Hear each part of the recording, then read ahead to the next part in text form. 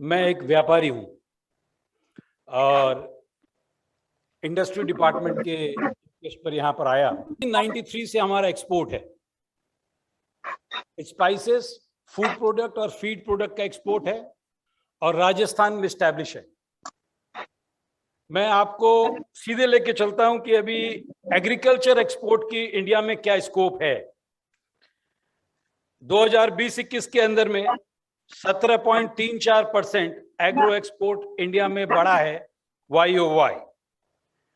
और जहां तक अपेडा का सवाल है, 51% इंक्रीज हुआ है 20 से 21 में।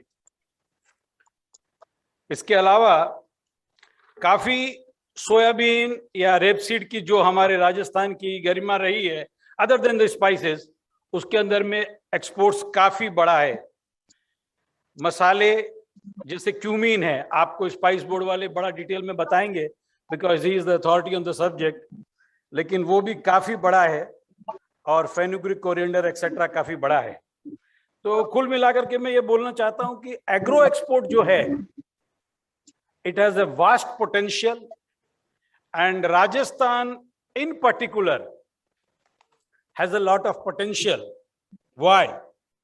बिकॉज आई विल कम, मैं आपके सामने बताऊंगा कि किस किस डिस्ट्रिक्ट में क्या क्या पैदावार है और कहां कहां पर क्या है, वो आप सब भी जानते हैं। लेकिन अगर आप जेम्स ज्वेलरी की बात करेंगे और हैंडीक्राफ्ट की बात करेंगे, इनका एक ट्रेंड होता है परचेज का। लेकिन अगर एग्री की बात करेंगे तो इसका एक परपिचुअल ट्रेंड है। जिस आदमी को रेपसीड लेना है या सेन्ना लेना है या सीसम लेना है और वो आपसे अगर बाई करता है तो it will have a continuous buying. और जहां तक गुणवत्ता की सवाल है, we will discuss that too. अब मैं आपको बताता हूं, आप राजस्थान के संदर्भ में बात करते हैं, जैसे यहां मक्का होता है, भीलवाड़ा, चित्तौड़गढ़, उदयपुर, बांसवाड़ा वगैरह में बड़ी उच्च श्रेणी का मक्का, ऑर्गेनिक सर्टिफाइड मक्का होता है। जौ, बार्ले काफी होता है, पूरे वर्ल्ड में एक्सपोर्ट होता है और यहाँ के जौ की काफी डिमांड है और सर्टिफाइड ऑर्गेनिक जौ यहाँ काफी होता है और हम भी बहुत बड़ा एक्सपोर्ट करते हैं उसका। उसी तरह मस्टर्ड, जिसको रायडा भी बोलते हैं आप लोग, मस्टर्ड खूब एक्सपोर्ट होता है, उसकी केक एक्सपोर्ट होती है, उसका ऑयल एक्सपोर्ट होता है। चावल खूब जा रहा है। उसी तरह आपके यहां पर एक प्रोडक्ट है सेन्ना, तनाय, कोई समय में 10-12 रुपया में कोई नहीं खरीदता था, आज 150 में कोई बेचता नहीं है। तो फार्मर को जागरूक होने की जरूरत है, आपको समझने की जरूरत है कि ये सब प्रोडक्ट जब बिचौलिया आपसे लेकर के दिल्ली, बंबई और जगह बैठ करके अपना एक्सपोर्ट कर सकता है, तो आप यहां बैठ करके प्रोडक्ट के नजदीक बैठ करके सारी सुविधाओं के होते हुए क्यों नहीं एक्सपोर्ट कर पा रहे हैं? ये एक मंथन का विषय है जिसको आप लोगों को सोचना है। तो कुल मिलाकर के बात यह है कि एग्री एक्सपोर्ट के अंदर में India in general, Rajasthan in particular, and now the district in specific has a huge potential. People are exporting millions and million dollar of goods buying from Rajasthan state. So it is a well established fact कि आप लोगों को agree exports के अंदर में अपना मानस बनाना चाहिए। अब मैं आपको छोटी सी चीज बताना चाहूंगा कि प्रॉब्लम कहां आती है। सेमिनार होते हैं, वर्कशॉप होते हैं, आदमी आते हैं, पेन ड्राइव प्रेजेंटेशन कर देते हैं, हम पढ़ लेते हैं, सब कुछ हो जाता है। After all what is said not done. कोई भी आदमी अपना समय लगाएगा और पैसा लगाएगा, उसको कॉन्फिडेंस चाहिए। तो there is a need of practical training. आजकल क्या हो रहा है, what is the situation? Generation change हो रही है, सेकंड जनरेशन सेम बिजनेस में नहीं आता है, वो वर्ल्ड वाइड कहीं भी शिफ्ट हो जाएगा या मेट्रोज में चला जाएगा और अपने पेरेंटल काम को नहीं करेगा। So what is the need? Such entrepreneur should come forward and hold the hand of the people who are really willing to become export. एक प्रोफेसर है, एग्जाम्पल मानिए, उसका बच्चा प्रोफेसर नहीं बनना चाहता, but he wants to be an exporter. A professor cannot hold the hand because the nitty-gritty which is involved into the export, one has to hold the hand from the conceptualization till the end. Export क्या होता है? सबने बता दिया, export यहां से कर दीजिए। एक्सपोर्ट सिर्फ ये नहीं होता है, एक्सपोर्ट थर्ड कंट्री भी होता है। आरबीआई के अंदर में एक मर्चेंटिंग एक्सपोर्ट भी होता है कि आप सिंगापुर से लीजिए, अमेरिका में बेच दीजिए, आप इस कंट्री से लीजिए, उस कंट्री में बेच दीजिए। उसके लिए हमारे बुद्धिजीवी बैठे हैं, they can explore a lot and there is a lot finance available from the banking channel for merchant export, third country export and lot many export. तो आप उसके अंदर में भी अगर फोकस करेंगे और आपके कनेक्शन हैं, कई भाई ऐसे हैं जिनके पेरेंट्स, जिनके ब्रदर सिस्टर बाहर रहते हैं, वहां से आप एक्सप्लोर करिए, बाहर एक्सप्लोर करिए, कनेक्ट करिए, and you are a part of the export. So there has to be a will, then you can definitely do.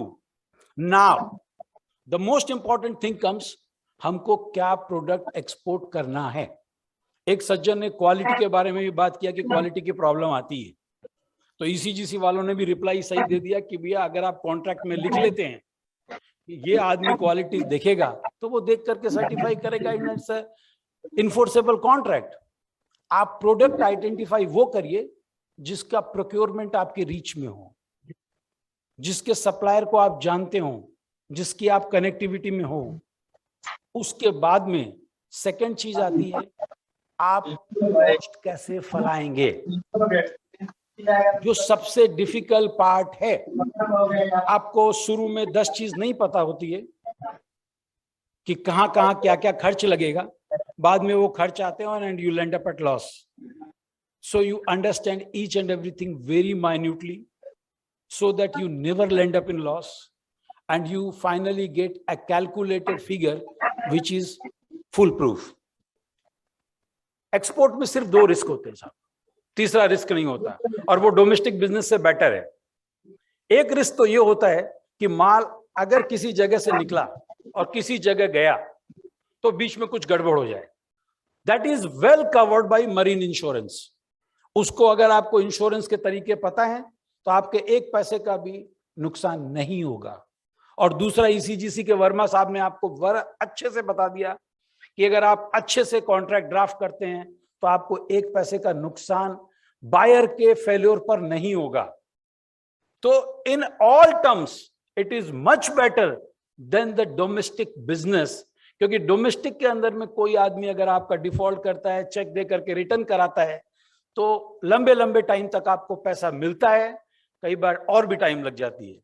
So it is advised to put your energy, put your mind in developing the agro export which is really a lifeline in coming times to be there.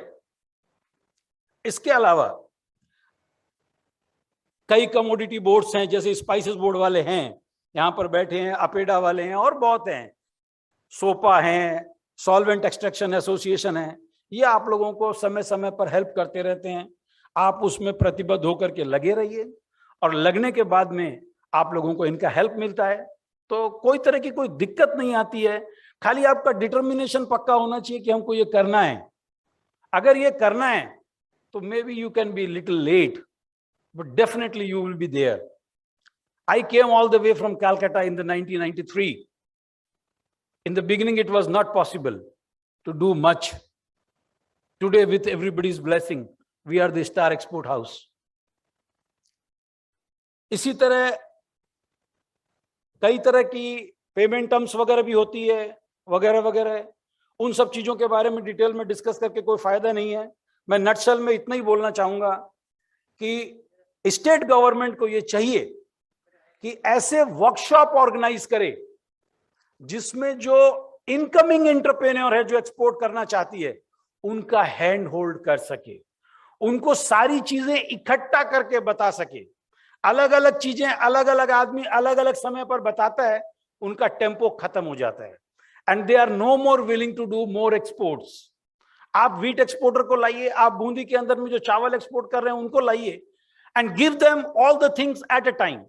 आप लोगों को पता होना चाहिए, Rajasthan state agriculture marketing board है, उनकी exporters के लिए इतनी इंसेंटिव स्कीम है, इतनी इंसेंटिव स्कीम है, you go and see that.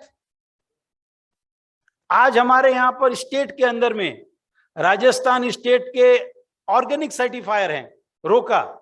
आज हमारे यहां पर मोर देन 300 to 400 प्रोसेसर्स हैं ऑर्गेनिक के। So what I mean to say and why I was being called, ये बताएं कि एग्रोस्कोप में क्या स्कोप है और क्या पॉसिबिलिटी है। तो मेरा आप लोगों को यही कहना है कि there is a lot of possibility, आप लोगों को इसके अंदर में आगे आना चाहिए, और राज्य सरकार को समय समय पर प्रैक्टिकल ट्रेनिंग, वर्कशॉप और हैंड होल्डिंग के प्रोग्राम ऑर्गेनाइज करके इस दिशा के अंदर में प्रयास करना चाहिए।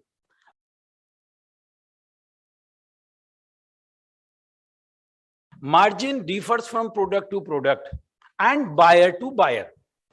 अगर होलसेल बायर है जो कि 100 टन 200 टन ले रहा है, definitely margin will be lower. लेकिन अगर कोई मिक्स कंटेनर ले रहा है, जैसे हम राजस्थान से मिक्स स्पाइसेस के अंदर में एक कंटेनर 15 टन का है, 5 टन उसमें क्यूमिन डाल दिया, 5 टन फेनुग्रीक डाल दिया, 5 टन वरियाली डाल दिया, वो तीनों को मिला करके हमने यूके में भेज दिया, तो the price which we can get from the buyer is definitely higher. और उसी तरह अगर कंटेनर लोड होता है तो थोड़ा कम होता है। ये तो मैंने आपको जनरलाइज बताया, लेकिन आपका क्वेश्चन है कि मार्जिन किस तरह के होते हैं। तो जैसे ऑयल सीड्स होते हैं, सोयाबीन है, रेपसीड मील है, और राजस्थान में पीनट्स बहुत है साहब, बहुत ज्यादा मूंगफली राजस्थान में प्रोडक्शन है। माने आप अगर बीकानेर की बात करेंगे, it is full with groundnut. तो इनके अंदर में आप 3 से 5% की मार्जिन समझ सकते हैं। But these are the volume business. 10 container, 20 container, 50 container आप एक साथ भेज सकते हैं, तो it will be going like anything. हम अभी ऑर्गेनिक प्रोडक्ट एक्सपोर्ट कर रहे हैं, उसके अंदर में 200, 300 means 30-40% margin are there. So margin is depending upon the product as well as the country where you are selling. एक कंट्री आप इमेजिन करिए कि सप्लायर बेस कम है, तो वो आपको ज्यादा मार्जिन लेके माल लेंगे। एक कंट्री जैसे यूएस है, तो उसको एक कंटेनर हल्दी लेनी है तो 50 आदमी मेल भेजते हैं, तो margin will reduce down. So it is a very comparative game. Now your second question about UK. Our company is selling regularly to the United Kingdom at the port of Liverpool and Pittsburgh organic soybean meal. Every month we are selling more than 400 to 500 tons. और वहां की जितनी डेयरियां हैं साहब, वो आपकी organic मील को खिला करके वहां ऑर्गेनिक दूध पैदा करती है, और so called UK people use the organic products। और उसके अलावा यूके में spices, oil seeds, what not, आप नाम बताइए, ये नहीं जाता, वो यूके में जाता है। जैसा आपने बहुत राइटली कहा कि यूके में अपना प्रोडक्शन तो है नहीं, तो सब चीज इंडिया से जाती है और बड़े वॉल्यूम में जाती है सब। So there is no dearth and margin. अगर आप 3-4% के गेम को खेलते हैं, आपके जीएसटी भी पूरी बच जाती है, तो धीरे धीरे बढ़िए ना साहब।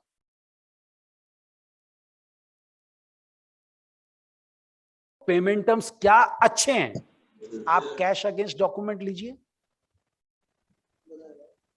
उसके अंदर में आप ईसीजीसी से डिफॉल्ट करवा दीजिए। इस धंधे के अंदर में जनरली कोई एडवांस देता नहीं है। और आप लोगों को मैं बताऊं साहब, अगर आप एक बार पोर्ट का मुआयना करेंगे जहां पर कि अनक्लेम्ड कंटेनर हैं इंडिया में, उन सारे इंडियन इंपोर्टर ने भी एलसीआं खोल रखी है, किसी ने छुड़वाया नहीं। इसलिए DP is the best term of payment to anybody.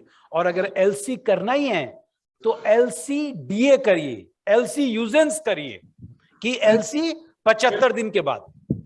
तो उसमें क्या होता है, पार्टी कोई नाकानुकी नहीं करता है, फट करके डॉक्यूमेंट लेकर के साइन कर देता है, तो आपको 75 दिन बाद पैसा मिलेगा ही मिलेगा।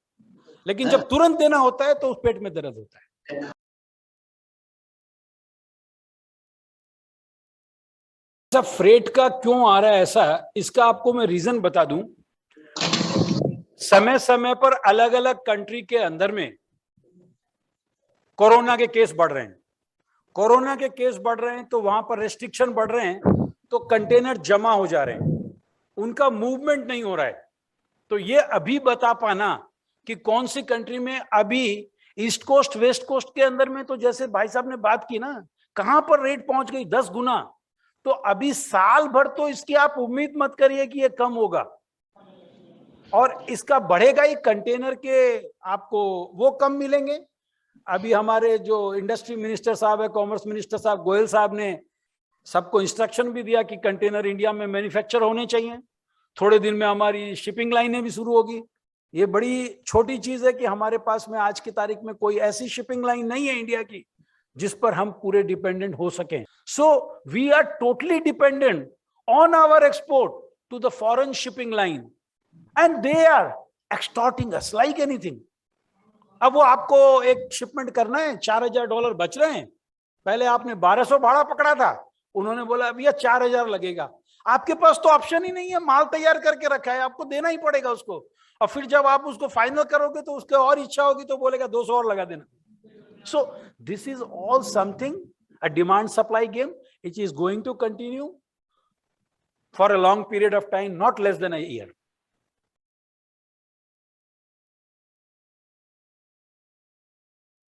जहां तक आपका सेल्फ लाइफ का सवाल है, वहां के मैं स्पेसिफिक क्वेश्चन आंसर कर दूं। दो चीज के होते हैं सिस्टम। एक होता है रीफर कंटेनर। रीफर कंटेनर मतलब रेफ्रिजरेटेड कंटेनर। जैसे आपकी मछलियां होती है या आपके और सी फूड होते हैं, वो सब रीफर में जाते हैं और बड़े हाईली कॉस्टली होते हैं, और उसके अंदर में इंश्योरेंस कवर होता है। और जहां तक अपने मसाले, कैटल फीड, फूड ग्रेन, इनकी तो साल भर के अंदर में कुछ बिगड़ता नहीं है, तो घूमता फिरता तो पहुंच ही जाता है। न्यूयॉर्क तक तो 1 महीना में पहुंच जाता है। आजकल तो डायरेक्ट वेसल है साहब, कोई दिक्कत ही नहीं है, और कहीं कोई दिक्कत नहीं आती साहब। पूरी दुनिया को जीरा हम ही खिला रहे हैं, आप चिंता मत करें।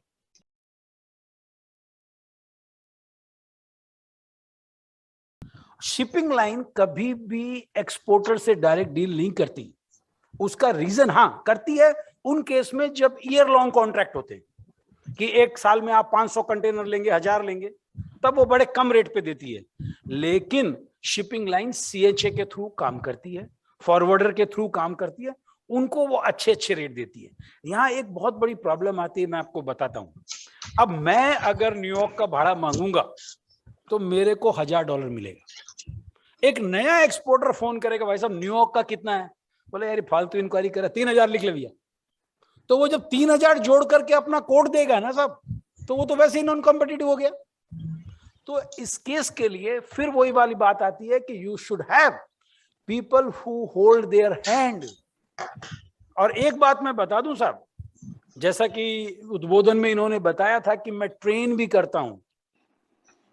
एक चीज का ध्यान रखिएगा साहब, आज अगर मैं यहां पर 50 एग्रीकल्चर एक्सपोर्टर तैयार कर दूं, डू यू स्टिल फील कि any of them will be my competitor?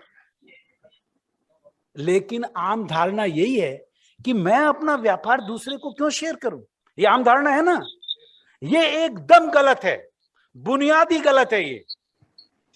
आज तो सब चीज शेयर्ड है ना साहब, आपका इनवॉइस नेट पर है, आपकी कॉपी नेट पर है, सब कुछ नेट पर है। तो इस धारणा को बदलने की जरूरत है। Thank you so much for having a patience hearing. Thank you.